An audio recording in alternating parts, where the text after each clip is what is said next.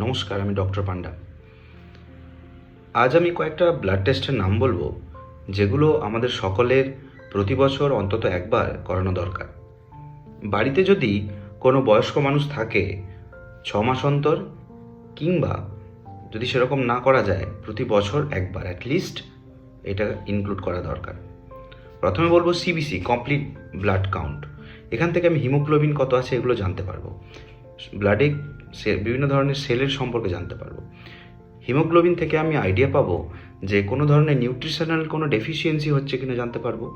আপনার সারাদিন লেথার্জিক লাগে, কোনো কাজ করতে ইচ্ছে করে না, তো সেক্ষেত্রে অ্যানিমিয়া কিংবা রক্তাল্পতার একটা কারণ হতে পারে। তাই সিবিসি খুবই গুরুত্বপূর্ণ এবং আর্লি ডায়াগনোসিস হলে সেরকম ট্রিটমেন্ট করে আপনাকে সুস্থ করে দেওয়া সম্ভব হয়। এরপর বলবো LFT, liver function test. Liver function test করে আমি লিভারের বিভিন্ন এনজাইমের প্যারামিটার জানতে পারবো, লিভার থেকে যে বাইল সিক্রেশন হয় সেটা সম্বন্ধে জানতে পারবো, লিভারের কোনো ইনফেকশন বা কোনো ধরনের সমস্যা ঘটছে কি না অবশ্যই জানতে পারবো। বয়স্ক মানুষদের ক্ষেত্রে লিভারের অনেক রোগ হয়, তো সেগুলো আগে থেকে ধরা সম্ভব হবে এবং তাই লিভার ফাংশন টেস্টটা খুবই জরুরি। KFT, kidney function test. Kidney function টেস্টটা কেন জরুরি? কারণ আমি আর্লি ডায়াগনোসিস যদি করতে পারি কিডনির সমস্যার, তাহলে আমি ওষুধ দিয়ে আগে সারাতে পারবো জিনিসটাকে। অ্যাডভান্স ডিজিজের ক্ষেত্রে আমার সেই জায়গাটা থাকে না, অনেক সময় ডায়ালিসিসের দরকার হয়ে যায়। ঠিক আছে, তাই কিডনি ফাংশন টেস্ট আগে থেকে করা থাকলে যদি আমি দেখি কিডনির সমস্যা আছে, তাহলে সেইভাবে ব্যবস্থা নিতে পারবো। ডায়াবেটিক যারা, তাদের ক্ষেত্রে কিডনিতে সমস্যা হওয়ার সম্ভাবনা প্রচুর থাকে, তাই কিডনি ফাংশন টেস্টটা তাদের জন্য খুব দরকার। তাদের প্রতি 6 মাস অন্তর অবশ্যই কিডনি ফাংশন টেস্ট করার দরকার। ইউরিনের রুটিন এক্সামিনেশন আর মাইক্রোস্কোপিক্যাল এক্সামিনেশন, ইউরিনের এই টেস্টগুলো যদি আপনি করাতে পারেন তাহলে খুব ভালো হয়। স্পেশালি যাদের যাদের আমার ডায়াবেটিস আছে, তাদের ইউরিন দিয়ে প্রচুর পরিমাণে সুগার বেরোতে থাকে, তাই ইউটিআই এর সম্ভাবনা প্রচুর থাকে। স্পেশালি মহিলাদের ক্ষেত্রে ইউটিআই এর সম্ভাবনা প্রচুর বেশি থাকে, তো তাই আমি এইগুলো ইউরিন অ্যানালাইসিস করার মাধ্যমে এইগুলো জানতে পারবো। লিপিড প্রোফাইল, বয়স্কদের জন্য এটা খুব মাস্ট, কারণ আমাদের কোলেস্ট্রল কিংবা এলডিএল, এইচডিএল এই ধরনের লিপিডগুলো কীরকম আছে জানা খুব জরুরি, কারণ এটা হার্ট ডিজিজের জন্য অনেক ক্ষেত্রেই দায়ী হয়ে থাকে।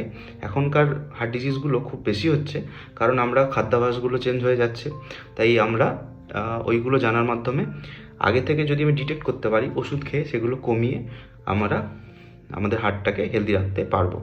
ঠিক আছে, তো আর কয়েকটা ভিটামিন টেস্টের কথা বলবো। ভিটামিন বি12, ভিটামিন ডি। ভিটামিন বি12 আমাদের যেমন অ্যানিমিয়া বা রক্তাল্পতার জন্য দায়ী হতে পারে ভিটামিন বি12 ডেফিসিয়েন্সি, সেরকম ভিটামিন বি12 জন্য হাতে পায়ে যন্ত্রণা, ডেফিসিয়েন্সির জন্য হাতে পায়ে যন্ত্রণা কিংবা কোনো জায়গায় সেন্সেশন কমে যাচ্ছে, চলার সময় পাটা এদিক ওদিক পড়ে যাচ্ছে, এই যে জিনিসগুলো আমার হতে পারে। তাই ভিটামিন বি12 ডেফিসিয়েন্সি সম্বন্ধে জানাটা খুব জরুরি, তাই ব্লাডে ভিটামিন বি12 কত আছে সেটা জানাটা খুব জরুরি।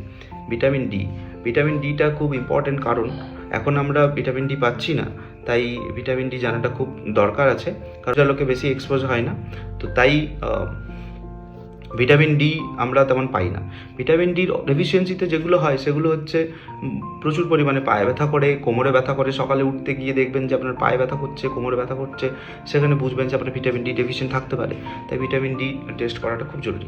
এই হচ্ছে কয়েকটা টেস্ট। কী হলো? CBC, complete blood count; LFT, liver function test; KFT, kidney function test; ইউরিনের আরইএমই, ঠিক আছে, তারপরে লিপিড প্রোফাইল, তারপরে হচ্ছে ভিটামিন বি12, ভিটামিন ডি, আর ক্যালসিয়ামটা যদি করাতে পারেন ভালো হয়। এই কয়েকটা টেস্ট আপনি বছরে অ্যাটলিস্ট একবার যদি করাতে পারেন, তাহলে আপনি খুব শরীরের দিক থেকে খুব অ্যাডভান্টেজে থাকবেন। কমন জিনিসগুলো আপনি কভার করে নিলেন। ধন্যবাদ, পরে দেখা হবে।